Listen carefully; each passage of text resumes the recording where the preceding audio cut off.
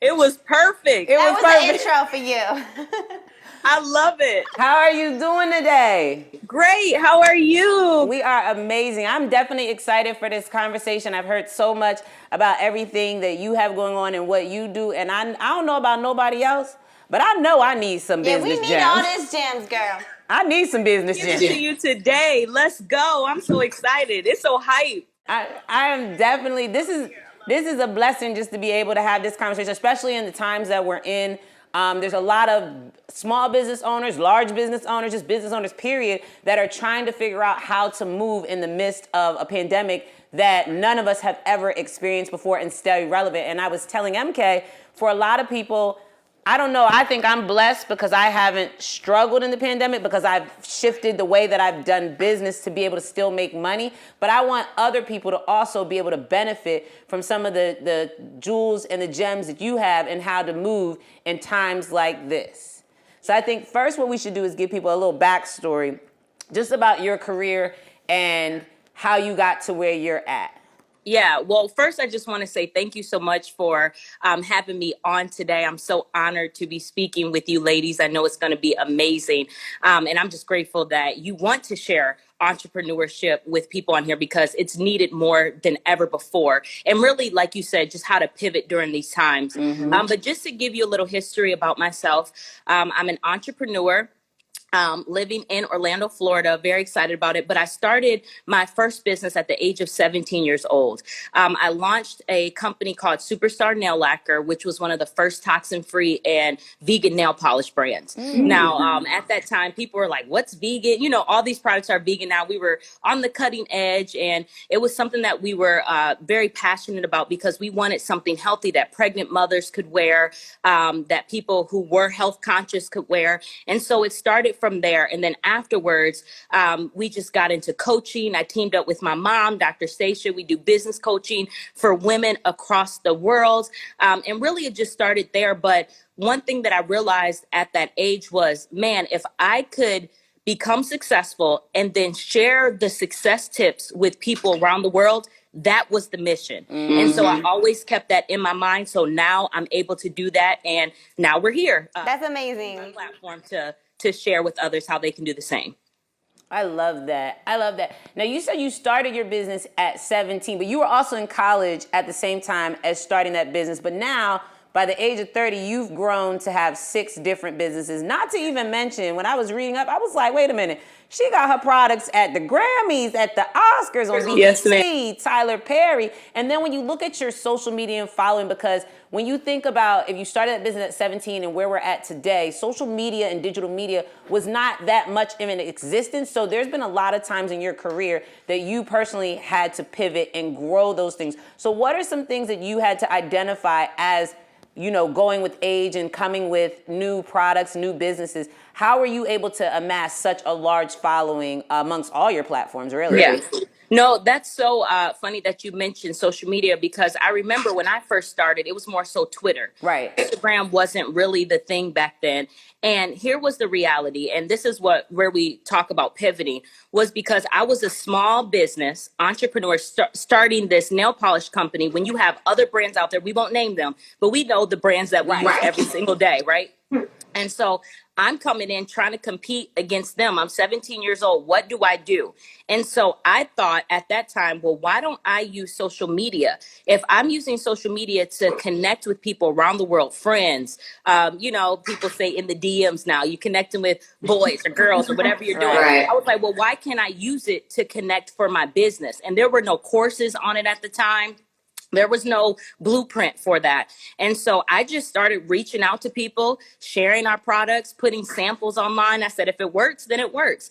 And I remember it just started taking off online. People from other countries started ordering it. And then it was up from there. But social media was something that I definitely had to use to pivot because I didn't have an edge. You know, I could try to do typical advertisements. But when I'm going against the big brand, they already have the billboard. I didn't have the money to do that. And so I had to use what I had in my hands. And at that time, it was Facebook and it was Twitter, and I used it to take off. And then because you grew those audiences, once Instagram Right. came, it was easy to transition those audiences over to Instagram. Exactly, over to Instagram. So that's what I did. And now Instagram is the main place where my audience lives. But that taught me really how to pivot and go to Instagram and just really go where your audience is. Now, do you feel like from having that initial business and now having 6 businesses, do you feel like that business created your way into some of these other businesses? Or was it like word of mouth about how you were conducting business that was able to help you get into being like a travel ambassador and starting your travel blog and things like that? Like, how was it that you were able to go from this, because it's different niches when you look at it. So how were you able to go from one to then gain on attraction to the others? Yeah. No, really one business led to the other. So for example, and really it was through inspiration. And this is what I tell other, especially young people when they're looking for what to do next, especially during this time. I say, write out a list of the things that you're passionate about and things that you want to do. And so that's what I did. I listed out everything I was passionate about. And the reason why I started the nail polish company was because I wanted to be in the fashion industry, something that is solid and successful. So that way you can stand on it, you can live on it, and then you grow from there. I like when you said master the lowest hanging fruit. That might be my next caption. Now, if you see it, I'm going to tag you. No, you'll get your credit. I'm going to tag you, but I'm going to let you know that might be my next caption. Yes, I love it. I want to know, with the pandemic and COVID, like we were talking earlier, everybody has had to learn how to stay relevant in this time. And I'm not going to lie, with companies furloughing people, and it's a blessing and a curse, because it's like you might get furloughed, but you were thinking about this idea that you wanted to start, and if you start it and you start to see it actually working, then it's kind of like you're at that place where like, okay, well, do I want to go back? Make this work. Right? Do I want to go back to that? Because right now I'm doing okay. Right. So how has the pandemic shifted the way that you specifically do business, or has it had any effect on it? Yeah. No, it has shifted the way that we've done business. Now, I will say this. I am grateful, again, for that social media aspect of it, and that digital aspect, because we were prepared as a brand to really shift and go solely online during this time. Now, we were having live events. We have coaching events. We have live events, conferences, tours. And so when we had to cancel, we were trying to hang on to that last day. We're like, maybe in May we can. We've been there. We've been there. And I was like, well, maybe in June, maybe July. Everybody bring your mask. Exactly, bring it. So we're trying to hang on, and then they're like, nope, we can't do it. The hotels are like, nope. And we wanted people to be safe at the same time. And so when that happened, we had to shift and take our events online. Now, the thing about that is we're used to having thousands of people come out, hundreds to thousands. You're used to having meeting certain numbers. Let's just be very honest. We're used to selling certain products and services in person. And so we were like, we have to bring that energy online. Now, we're not DJs like you two. When I got on here, I was like lit. I was like, you ladies bring the energy. We need to have you on. I'm thinking like, okay, I'm this businesswoman with my mom, and we have to get hyped for the internet. All right, we're going to have to shift. Right. So I'm like, man, I need these ladies on with us. So but no, that's how we had to shift. And we did. And it really helped our audience. And really, we did better online because people didn't have to get plane tickets. They didn't have to get a hotel to come to our events. So it really opened up our mind to say, man, we can actually probably do a little better with this online thing. And then when it comes to our clients, we also, when the pandemic first happened, we just got all of our clients online and we said, listen, this is what you're going to do for the next couple of months or a couple of weeks. We didn't know it was going to last this long, but this is what you're going to do. This is how you're going to pivot so that way you can still prosper during this time. Do you feel like, so when saying that, now when I think about it from that aspect, you've already had a price point on what a ticket would cost to come to an actual event. But now that I don't have to buy the tickets to fly out, I don't have to pay for the hotel, does that change your price point now for you, for actually like selling the tickets, or does it just remain the same? No, there were some shifts that we had to make because people aren't going to be live in person. So there were some shifts that we had to do. We said, all right, when we sat and we thought about it, what would a customer or what would a person pay if they were at home from the comfort of their home, watching us from their computer. And so when we adjusted it and we found and we tested what people would pay for that conference, then we just went from there and we just adjusted our prices. So it definitely was an adjustment, but at the end, it still was better because people showed up and they showed up. So it was amazing. Yeah. From your audience and doing the transitioning into doing a virtual event, what is the feedback from them? I mean, because you say like the energy, and for us as like, again, DJs and hosts, like we transitioned from a studio to the living room at one point, but we was gonna make it happen and keep it going. Well, I think we went from the club to the studio to things, so the energy definitely shifts, you're right. So when it comes down to the energy of people that are involved, like what kind of feedback did you guys receive from doing it virtually when it's such a big event that you guys do? Yeah. No, actually, the response was really, really good. People begin to say, man, I was able to really plug in. I was able to get my husband on or my wife on or whoever, my kids on. People made it into a family event. And so we turned it into an entrepreneur party. So even though it wasn't like a get lit, type of thing, but we still turned it into something that was very fun. So at the end, we had a dance party for the entrepreneurs so they could celebrate their victory and celebrate getting their things done. We had homework assignments for them. So we've made it very interactive. Interactive, that's cool. Yep. So we made it very interactive for them, and it was absolutely amazing. Now, I think that for you, this probably will open up another realm because now you have to transition when the pandemic is over. Now what do we do? Because now we've trained our audience to know that we can do virtual. So now once you go back to doing that live in events, now you can actually do live in events and virtual, which might be something that you weren't originally doing before the pandemic. So it really enhanced the event overall. And that's what I'm talking about. You can find blessings and gems in the pandemic as a business owner because you're learning. Because I know for us, the virtual events, the virtual things like that, like it was a lot of learning. Those first 2 months, I think for everybody, it was a learning curve that I think some of us that have digital media experience had an edge, but there were still things like, even for me, which was my sole job before all this, I still didn't understand certain services and I had to research. And now it's like, it's an even playing field for everybody because everybody had to learn how to do that. Yeah, exactly. And you're right. And this is what happened. It really taught us how to live in the digital era because it's coming. Our money is going digital. We're on social media. How we communicate is digital. And so everything, even writing, people are using, iPads and different things more than ever than actual pen and paper. So everything around us is going digital. And this really kind of just forced us to really plug in, like you said, to get the information that we needed to get our stores up, to get our things in line in order to go to the next level. But I love it because now you're able to not only do live events, but you can do that virtual aspect of it too. So you're absolutely right. For sure, for sure. Now, outside of the pandemic, just in general, what are some struggles that you specifically had in your industry in coming up and growing? Yeah. For me specifically, it was really an age thing for me. Again, starting that business at just 17 years old, and especially being in an industry that's a very mature industry. You have a lot, and I hate to call people old, but you have a lot of mature, I will call them mature. You have a lot of mature people in the beauty industry that are running it. And they're controlling it, right? They're controlling the industry. So when you come up with the nail polish company, they're kind of like, who's this person and you're how old? Yeah, you don't really know what you're doing. Or even with saying, all right, I'm a business coach and people looking at me like, you're young. What can you tell me about business? Right. And so really that age factor was something that I had to deal with and overcome. But the thing that I did to overcome that was really master my craft. A lot of times, if you just master, if you read, if you just take time to really say, listen, I know about what I'm talking about, and you come in there with confidence, then people will respect you. Now, when it comes to our clients, one of the things that they had to face was really being a small business or even a large business, but not having a large team.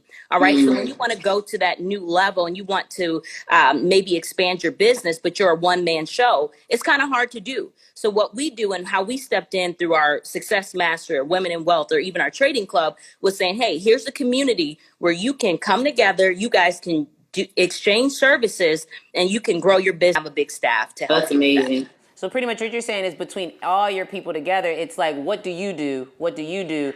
Now let's exchange services so that way everybody can build at the same pace. I love that.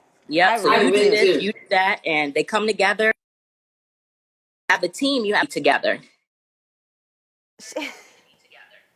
She just had to give her mom the button. Listen, Vanessa had to get the button real quick. We'll call you back, Vanessa. It'll be all Uh oh. right. Well, I want for you to give everybody one takeaway from this conversation. If it's about the pandemic, if it's about how to collaborate and trade, because you said one important thing there. When you're trading services like that, sometimes it's like, how do you equate what my service is worth to your service? And or if it's not even, if you wash that away, there is no equivalence. It's just like, I help you when you need me, you help me when I need you, and vice versa. And I think that sometimes is what we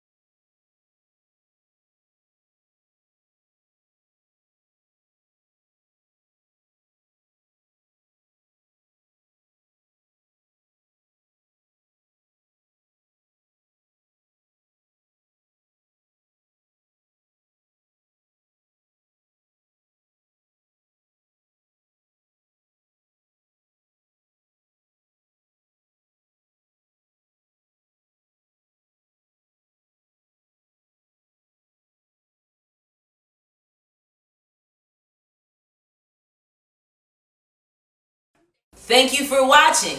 Now make sure that you watch all our videos on our YouTube page. Subscribe right now. Word Crush with a K.